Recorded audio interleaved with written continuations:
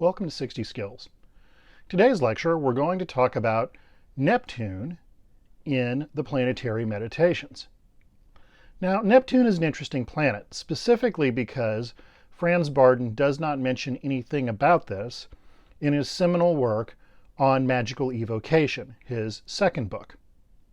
Now, through a series of path workings and a lot of ups and downs, myself and a practice partner have worked our way up to Neptune in terms of planetary meditations.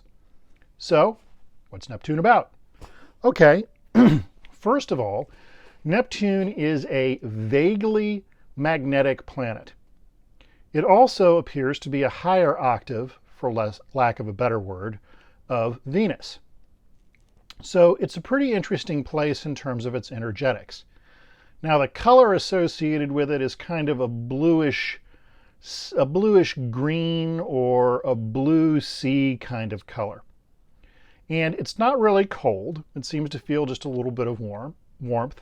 However, it has a great deal of magnetic pull, and it appears to rewire the astral body. All of this is pretty interesting. Additionally, what is interesting is, unlike many of the other workings that I've done, along with my practice partner, this is the only one where I encountered a guiding spirit, specifically a Kabbalah guiding spirit, because that's my primary interest, who had 3 different representations depending upon what layer of that entity or version of that entity you wanted to speak with. This was equally interesting because my practice partner had a very similar experience in that when he was doing his end of the path working, he wound up with 3 guiding spirits. Now, whether these things are truly merely representations of an individual or 3 different things entirely does not appear terribly clear at this point in time. What is interesting is that as a higher octave of Venus, and apparently Luna, the moon as well, it tends to radically restructure your astral body. This has had a variety of interesting effects. It's also quite grounding in that nature if you're working with an additional planet. However, there is a key to the outer planets that you need to keep in mind. One of which is the outer planets cannot be purely grounded through Luna. And part of this probably has to do with their Akashic nature, and there may be some other factors in there that I don't really understand all that well. So when I finish working with Neptune, in order to essentially clean the body out afterwards, I then have to do a working with Sol, or the sun. Now, I don't need to do as much, so I found about 30 minutes with Neptune only requires about 15 minutes of the sun, but this is done in order to reground the body. Again, as a higher octave of both Venus and Luna, the moon, using Luna to reground Neptune probably wouldn't work very well.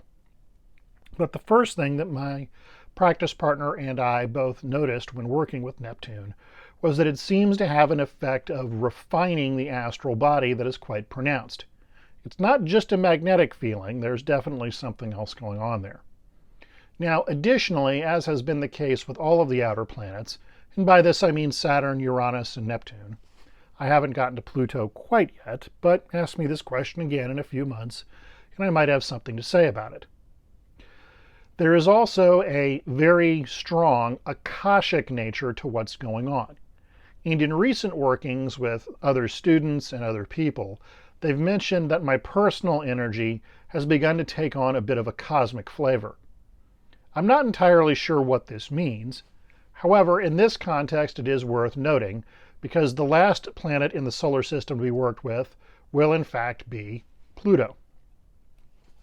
What remains to be seen there, I'm sure, is very interesting, but again, I haven't gotten there yet. Okay, so Neptune is a bluish energy, vaguely water-like, definitely has a big impact upon refining the astral body, strengthens astral energy, makes it easier to work with astral energy, and is magnetic in nature. What else does it do? Now keep in mind, I'm doing this interface through the act of Kabbalah because that's my primary line of research. Other people may find something else. Okay, it is also the planet of mysticism, apparently a planet of relationships. So you get into a lot of Kabbalah work regarding letter combinations using the letter J, for example. That's been pretty interesting.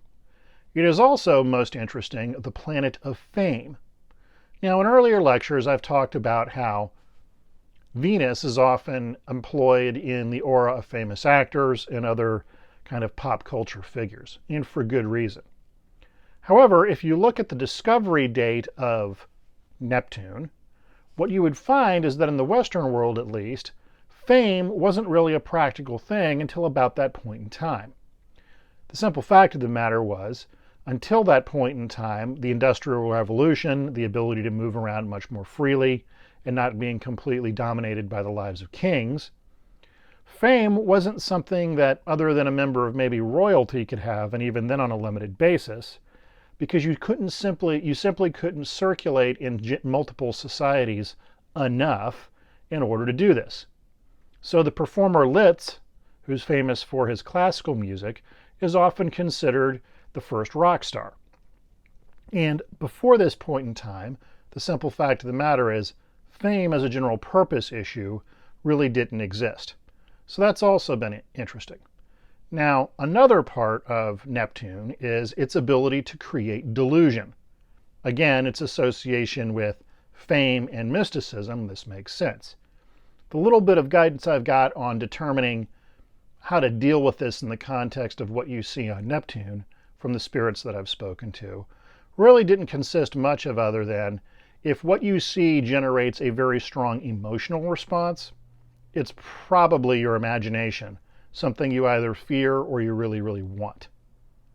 So that's a little speech on working with Neptune in the line of Franz Barden's second book on magical evocation, and a little bit of information on Kabbalah as well.